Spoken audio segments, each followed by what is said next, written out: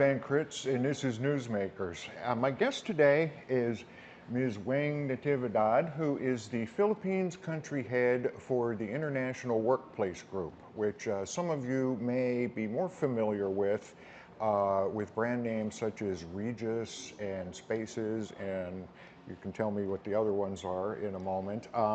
They provide office solutions such as flexible workspaces, co-working spaces, serviced offices, etc. And she's going to give us a little insight into how that business has been doing in 2025 and what we can look forward to in 2026, since the office market in general is a big part of the economy here in the Philippines, and so if it does well, the country may be on the right track, and I hope that's what we're going to hear. Wang, thank you for joining me. Pleasure, Ben.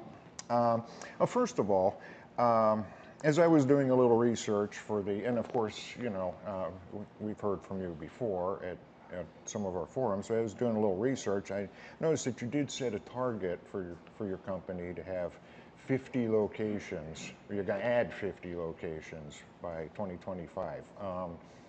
With the perceptions that the economy is, you know, a little, maybe not quite as stable as it was in the past, how are you doing with that? Are you on track to hit your target, or exceed it, perhaps, or you know, what's the outlook on that? All right, so Ben, we're actually on track delivering 50 locations by end of this year. So at the moment we have 45 live locations and we're launching 5 more towards the end of this year. And a bit of a good news, we're actually hitting 100 location by end of this year as well. So you did mention about some uncertainties, some in terms of global economy, but actually flexible workspace thrives in, you know, in uncertainties, because people and companies are driven into more flexibility, especially if there are uncertainties, because it's becoming part of their risk mitigation as well as risk management. So a lot of companies and employees are actually latching on to hybrid working model once, you know, there's that uncertainty in the global and economy. Okay, let's back up a little bit. You know, as I mentioned, you do have a couple of different brands. What are the different brands here in the Philippines, and what are the differences between them? And are there certain ones that are more popular than others in your little, you know, your little ecosphere? All right. Well, most of you know us as Regus. You did mention that earlier, and that's the flagship brand. So majority of our locations are actually branded as Regus, but we also have Spaces, HQ, and then more recently we'll be launching. We've signed up for a more niche market, such as Signature, and then Medical Suite, and then Regus Express coming in Boracay next year. So in terms of brand differentiation, I would say it does not really have differences, but more of like which market segments are they capturing. For Spaces brand, it's more of a lifestyle brand. We would usually locate these brands in areas that are thriving. There's that catchment area, even if on a weekend you see people going in and out of the location, because there are museums and malls by the ground floor of that building. So that's where we would put in a Spaces brand. So it's a lifestyle brand. So we usually have a huge lounge area for the Spaces brand, because we do hold a lot of events for this location, and a lot of customers are actually getting offices from us in order from them to access this free networking event. For a Regus location, they're more corporate. So if you try to walk into any of our Regus locations, they would usually wear the usual corporate suit. So it's more of a lot of enclosed offices catering to more of a Gen X generation. HQ is more high density. So we would usually place them in locations such as provinces, for those areas that are quite too price sensitive. So wherein they would still want to feel that Regus DNA, but are too conservative in terms of pricing. So that's where the HQ branding would come in, right? And then Signature is an upscale Regus brand. So it caters to a different market.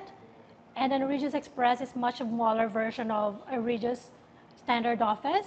So we'd usually do that in locations where nomads are going into. So the likes of Boracay, Bohol. So these are just small centers living to its name as Regus Express. Those would like the locations to be just a drop inside. And then more recently, Ben, we've signed up for our medical suite. So that's actually the first brand of IWG venturing into healthcare. I see. Um, I have these questions in order, and I just realized that, you mentioned something just then um, about the where you place these and in terms of what features are around. I know before you've shown us some locations where there's like a conversion happening.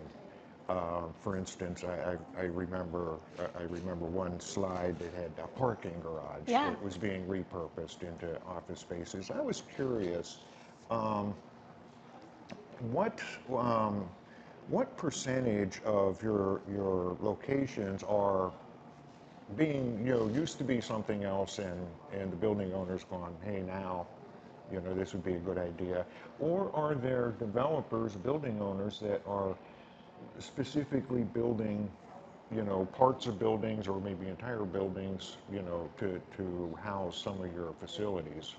Um, how does that work? All right. So, as you know, during the pandemic, we've all been placed into a global working remote experiment. So, all of us know that we can actually deliver results even if we're not within the confines of the office. So, that has actually driven a lot of workers, companies, employees to work outside of the usual CBDs, such as Makati, BGC, and Ortigas. So, that actually brought to life the third dimension of the hybrid working model, which is the work near home. So IWG heavily capitalizes on that, and companies are seeing that advantage as they also receive inquiries for small cut offices and short-term leases. So if you ask me, Ben, I would say that for any developers, if they have forgotten to put in a flexible workspace in their property, they might as well have forgotten to put in elevator, parking. It's becoming a necessity. It's a must. So the office as we know it is never the same. A lot of people have launched into the hybrid working model. And then talking about the properties that we have repurposed or re-engineered, as you know, when you go outside of the usual city areas, there's really high demand for hybrid workers, flexible workspace, but there's really not much infrastructure in terms of building. So what IWG did is we took the advantage of speaking with property owners that have idle spaces, sleeping money, and offered for them to convert these spaces into something that's revenue generating. So you did mention about the parking space that we converted at Nipo Center in Angeles. So there was an interesting conversion actually. When we approached them, there were no available office spaces at that time. But then the partners were interested to do the partnership with us, recognizing the importance and value add of having us in their property. And so they decided to convert that parking space into a flexible workspace. So that's the first Regus Center in Angeles. And I'm proud to say that center, despite being converted from a parking space, is now trading at a very high occupancy. Oh, well, that's good. I imagine that must have been maybe not an engineering challenge, but a little bit unique. You usually don't build office or residential buildings the same way you build a parking garage. It's got to be one of the toughest office spaces around. Yes, well, for a parking slot, as you can imagine, it's low ceiling. That's another thing too. It is. So we thought about it, but then we have an existing site that has a low ceiling. So at my height, when I jump in, I would be able to reach the ceiling. So I made a good example to my partner, and they were convinced. So that's one concern that we had. Another is trying to enclose the parking space. But that's Right. pretty much it. But otherwise, in terms of engineering, architecture, quite a standard way to convert a space into a Regus Center. Okay. How does the Philippines, in terms of your business, I know IWG is a very, very, very big company all over the world. But how does the Philippines compare to other, our neighboring peers? Malaysia, Thailand, Indonesia, wherever you may be in the area. Are we doing well in comparison to other markets? Well, based on my visibility, Philippines has been doing well because I'd say, Benjamin, because of our demographics, we have very young population, and as you know, for most of the BPO companies, they would tap into these local talents for them to manage their BPO or operate their BPO companies. And because of our location, strategic location, we can service the US market, the European market, as well as our peers within Asia. So that's actually an advantage for the Philippines. And we see that in numbers when we check on the, in terms of sales customer count we have, Philippines is leading in terms of Southeast Asia. And then in terms of growth, I would say we're hitting the number one and number two spots in terms of developing more locations for Philippines. And then in terms of reach, Philippines is the only country within Southeast Asia who's able to provide flexible workspaces, not just concentrated within the CBD areas, but spread nationwide. So we have a good reach in the northern part of Luzon, central part of Luzon, southern, of course the NCR, as well as Visayas and Mindanao. So Philippines is the only country in Southeast Asia that has a widespread, I would say, in terms of nationwide expansion. The reason I ask that question is because it occurs to me that your business is, I don't want to say a canary in the coal mine because that has negative connotations, but your business is kind of an indicator of, you know, general economic trajectory. If you're doing well, it means people are working, and we must be good. So, you know, I think that's, yeah, I think that's positive news.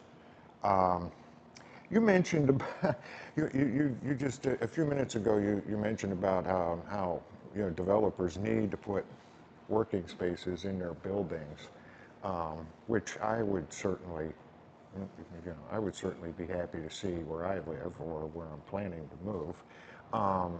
Is this something that is really taking hold in the, you know, in the residential development market? Are they getting the idea and building these into? I mean, we see so many new construction going up. Is this getting integrated into, you know, into new buildings? And you know, by the same token, have you made deals with existing, you know, condominium complexes or whatever? Everyone has some kind of, you know, common area space. You know, have they come around and say, hey, you know, let's put some offices in here for the people who live here, kind of a live and work kind of situation? Because personally, I would find that very appealing. Yeah. Well, actually, we have one good example. That's Regus AMA Tower, so along EDSA, northbound in Mandaluyong. So that's a residential tower, and the owner have actually approached us to put up a flexible workspace, and we have an existing site there. So it's a good complement to the residential business that they have. So when they're trying to market these residential spaces, the Regus is included in their flyers, so that's additional enticement for prospective property owners for that tower. In the same manner that it also adds additional foot traffic in the residential area because they allowed outsiders, not just limiting that to the residential owners, to access our location. And just to answer your question about other properties, whether they've been considering to have flexible workspace in their spaces, I would say yes. So it's an additional amenity for this property developers, especially those that have mixed-use development. They have started integrating flexible workspace in their mixed-use development. And one interesting driver for this is the 15-minute city. So that's actually a concept by the French academe Carlos Moreno, wherein each location should be accessible by walk or by bike within 15 minutes. So that actually is a good representation of work near home. You know, when people go out of their respective houses, it will take them like 15 or less minutes to reach their workspace or, you know, any important amenity that they may have. Um, well, developers are one thing, but in like existing buildings, you have to deal, with the HOAs. Um, so have you developed kind of an approach to, um, those kind of people? Uh, yeah, I would like to say that you need to talk to the people in the building I live in because that would be a great spot. But just as an example, I know from where I live, as an example, a lot of these developments that are already a few years old. The one I live in is about 10 years old, and it seems to be a constant struggle for the HOA, to generate enough, generate enough income to Mm-hmm. do everything they want to do, and they find ways, but it's not easy. You have a perfect you have a perfect solution for them, So, um, is this something that you would be working on in the in the future? Mm-hmm. Yes, we're currently in talks with developers, but we're not mentioning names, to Yeah. integrate, flexible workspace in their existing and future development. Hmm. So that's underway. We expect to have model centers by next year. Okay. Um, I'll have to look for that. Uh, when we're through, I actually have a specific question for you. Okay. You might be able to help me out, but we don't need to talk about that right now. Okay. One thing I noticed when, of course, when we were planning this interview, the first thing I do is I, do my due diligence, and I was reading through IWG's website and the Mm-hmm. various, the various different, you know, p- programs and packages that are Yeah. offered. And the one that caught my eye was the workspace recovery, I think is what it's called, Yeah. which is, why don't you explain to me what that is? And the reason why it caught my eye is because we had just finished two typhoons and two Oh earthquakes, yeah. and I thought, well, geez, this is something that businesses here might really want. So what is that, and have there been customers for it here? Mm-hmm. And is it something you anticipate, some growth in? Our climate gets weirder, I guess. Yes, absolutely. So you did mention about the two recent typhoons, so that has caused a lot of companies, businesses to be disrupted. So there are some who've reached out to us for the workspace recovery product. So what we do, just to talk about, I mean, in layman's term, this is more of like an insurance product, Mm-hmm. such that if you have an existing office and you're not able to access that during flooding or maybe power cutoff, you will call us and invoke the right to use any of our locations. So that's actually the workplace recovery product that we offer. It allows any company or employee of undisrupted business Mm-hmm. despite typhoons or power outages. So why IWG? Because we're the only flexible workspace provider in the Philippines that has a meaningful network, that has that widespread nationwide and able to cater to employee requirements wherever they are in the Philippines. Yeah, because it seemed to me, particularly with the typhoon that hit Cebu so hard.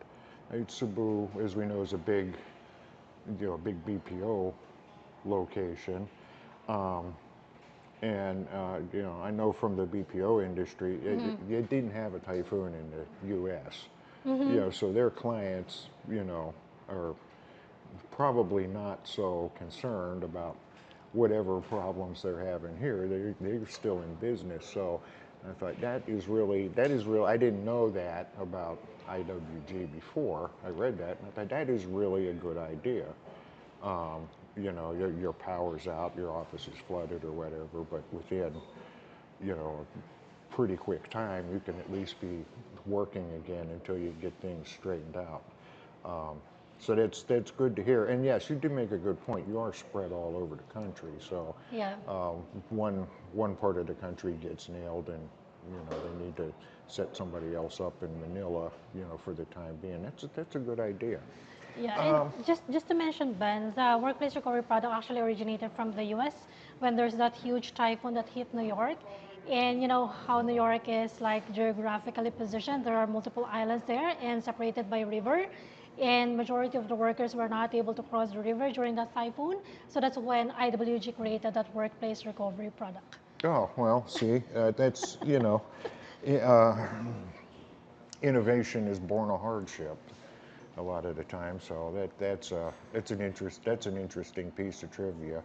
Um, Now, I know you wanted to, kind of talk about the outlook for for next year, and so let me ask you a couple of questions about that.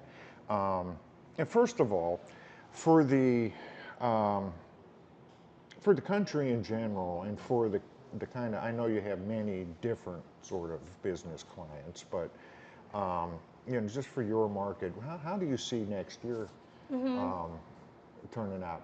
Do you have a positive outlook for for growth for your your group here? Because as I said, that's kind of an indicator we can use for the whole country. So what are you looking at for next year? So at this time, we have visibility of the inquiries that we've been, I mean, all the inquiries that we've been receiving tells us what's going to happen within the 6 months forward. So we've been closing deals with companies. So these are actually ranging from 100 to 200 square meter of offices with start dates of January or February.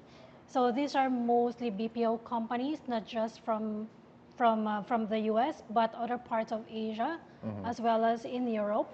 So what that tells us is that more companies are actually moving into the Philippines, either to set up their headquarters or set up their satellite offices. So there's also been that study by JLR where in which um, by 2030, the real estate market will be comprised 30% of the flexible workspace. And there are some reports also by the likes of Colliers showing some huge vacancies in areas. So there are select ones that have huge vacancies as employees and employers are driven towards flexible workspace. So what we see for 2026 as an outlook is more companies will latch on to hybrid working models as they see that fit in terms of risk management and risk mitigation. Now, without without divulging any sensitive details, how does let's say I have a small BPO office. I Okay. maybe have 2 dozen employees. Um, and how would what I would spend with a workspace through you guys compare to a conventional office lease, like the old way that everybody used to do it. Um, is it besides the quality of the quality of life and the flexibility for the workers? Um, is it an economic advantage to to businesses?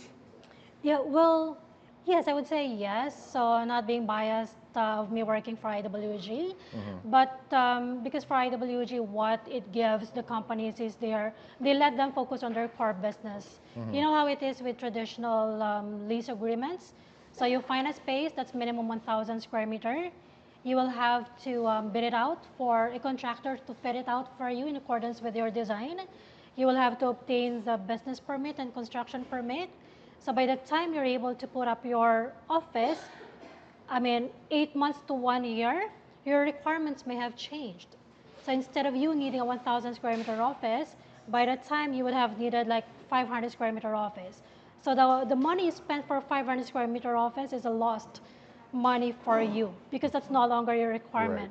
While for IWG, we'll let you focus on your core business without you having to be bothered with getting a business permit, construction permit, fitting it out yourself, engaging with multiple service providers such as utilities, internet. You wouldn't want to be doing that, especially if you're a new company in the Philippines. Oh, So Right. So we give you that opportunity to focus on your core business. In terms of cost, you can start with a very small office.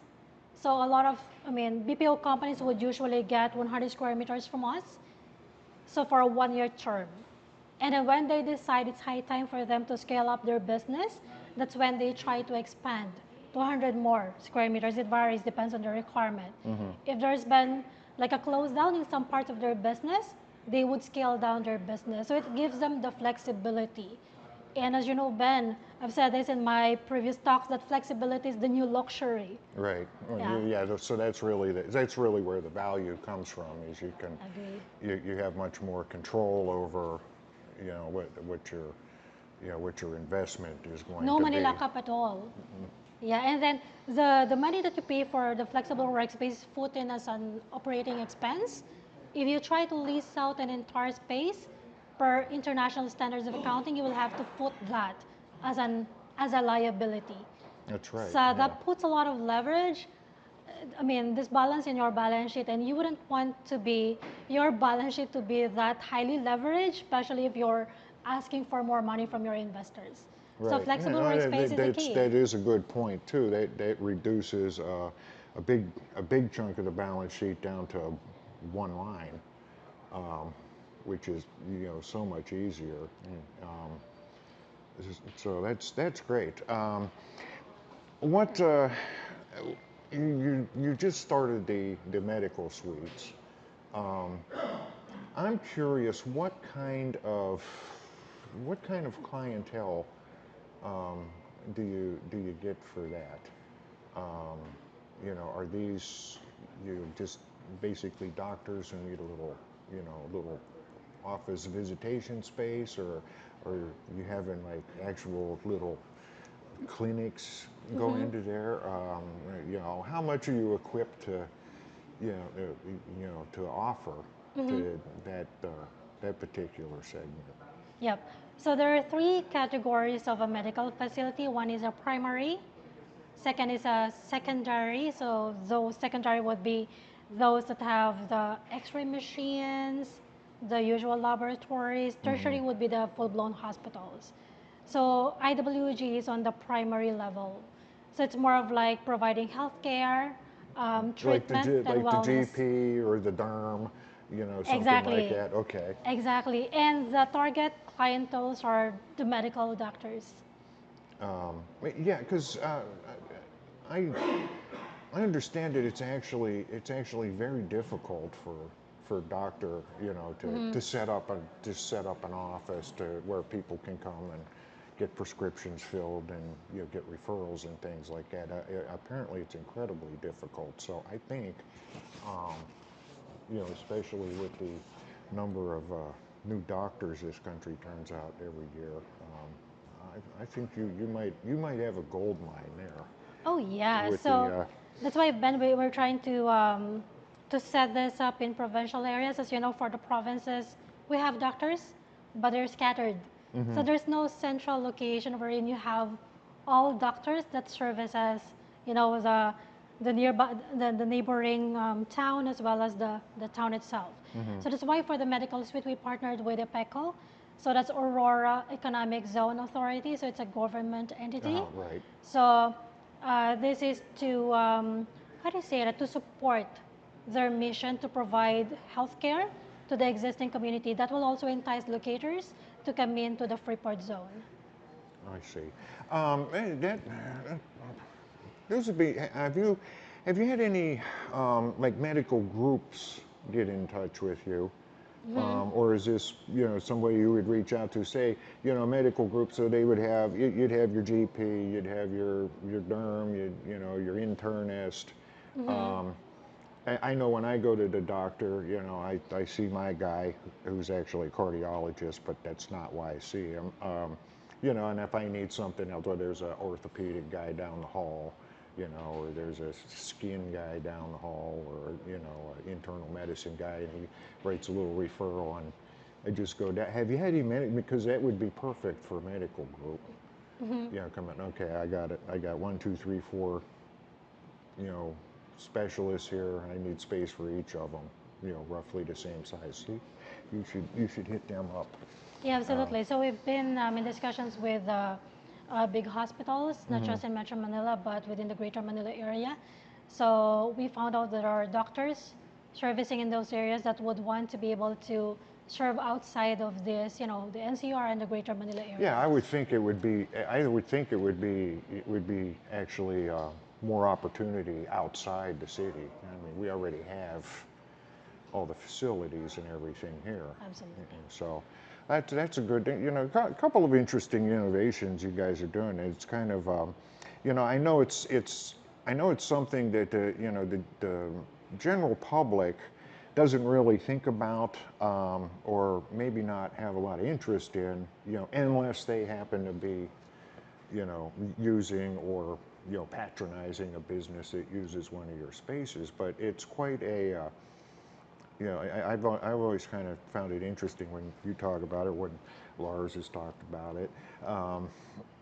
It's a pretty dynamic business, and I think it's a real economic driver for the country. So, thank you for what you're doing. Although I'm sure you're all pretty well rewarded for it. Any final thoughts? Here's your chance to make a plug.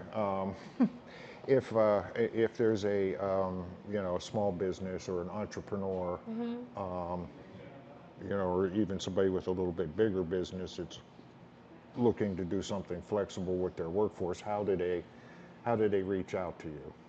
All right, so our website is www.regus.com. So, and we have our number there as well. So feel free to reach out.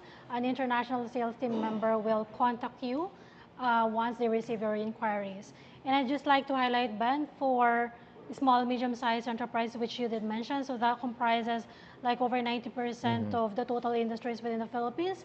And how we help them is that for those startups that don't have yet much funding to avail of a full office, they usually get a membership from us. So with membership, that allows them access to any of our 45 locations nationwide, as well as globally. Others would get a virtual office, so they don't have a physical office, but they get to use the center for business address and registration. So imagine having a business card that has an address of, say, Ayala Avenue. Right. But you don't have an office, you're only a member, and you only have a virtual space, an air being occupied in the center. So it kind of amplifies your image when you provide a business card to them. They would think, oh my God, I can't ask for a discount from this company because they're based in Ayala, they're prominent. So that's how we help small companies. We amplify their image. So when they grow, we grow with them. So they would get more offices from us, and when they try to outgrow the space, they would get their own offices. So that's how we help businesses. We provide multiple range of products, very specific to the requirements, and helps them during the time that they're in struggle for more funding. So it's cost efficiency also for the small businesses. Okay, well that's good to know, and I think with the way the economy is changing, you're going to do well. You're going to have a lot of new clients in the years to come. And as I said, I may be one. I'll need to ask you about that when we're through. I think that's about all the time we have. I'd like to thank Natividad from IWG International Workspace Group Philippines for sharing some insights with me today. Thank you for joining me. As I think this will probably be the last show I'm taping for this year, as it's now December, I want to wish everyone a happy and safe holiday season in advance. Thank you very much. I'm Ben Kritz, and this has been Newsmakers.